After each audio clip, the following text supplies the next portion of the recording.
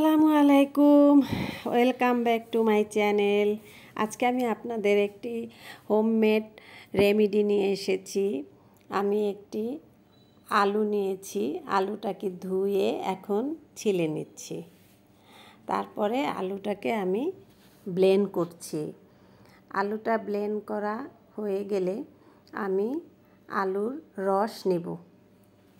আলুতে আছে প্রচুর ভিটামিন এ, ভিটামিন সি এবং আছে B3। আলু আমাদের স্কিনকে ব্লিচের কাজ করে। দিয়ে দিছি একটু হলুদ।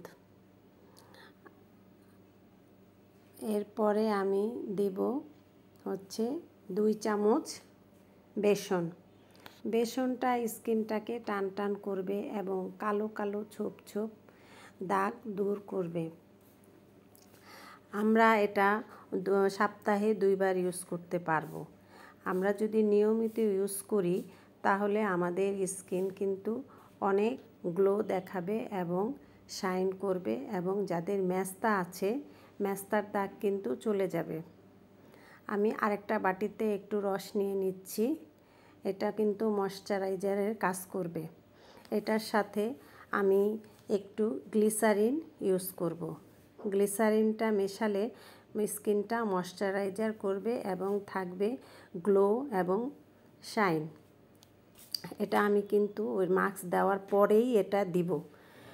প্রথমে আমি মুখটাকে সুন্দর করে একটু কুসুম গরম পানি দিয়ে মুছে নিচ্ছি। মুছে নেওয়ার পরে দেখেন আমি আলতোভাবে সুন্দর করে মাস্কটি লাগাচ্ছি। একদম সুন্দর করে লাগাতে হবে আলতোভাবে। এবং লাগানো দেখেন স্কিনে কালো কালো দাগ আছে। যদি এই রেমেডিটা লাগানো হয় আপনার স্কিন হবে গ্লো এবং শাইন। আমার মাস্কটা সুন্দর করে গলায় থুতনিতে আমি সুন্দর করে লাগাচ্ছি।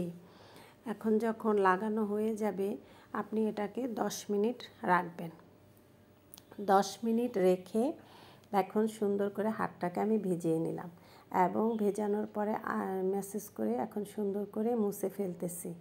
মোছা হয়ে গেলে দেখেন স্কিনটা কত সুন্দর গ্লো দেখাচ্ছে এবং কালো ছোপ ছোপ দাগও কিন্তু চলে গেছে। দেখেন কত স্কিন গ্লেজ দেখাচ্ছে এবং টান টান এবং সফট দেখাচ্ছে। এরপরে আমি ওই রস আরেকটু নিয়ে গ্লিসারিন দিয়ে এটা আমি একটু ময়শ্চারাইজার করব। এটা দিলে স্কিনটা ময়শ্চারাইজার থাকবে এবং সফটনেস থাকবে। এখানে দেখেন এখন সুন্দর করে আমি ত্বকটাকে মুছে নিয়েছি এবং দেখেন কত সুন্দর গ্লো শাইন দেখাচ্ছে। যদি আমার ভিডিওটি আপনাদের ভালো লাগে অবশ্যই লাইক এবং শেয়ার করতে ভুলবেন না। আর যদি এরকম ভিডিও পেতে চান তাহলে আমার কমেন্ট বক্সে কমেন্ট করে জানাবেন।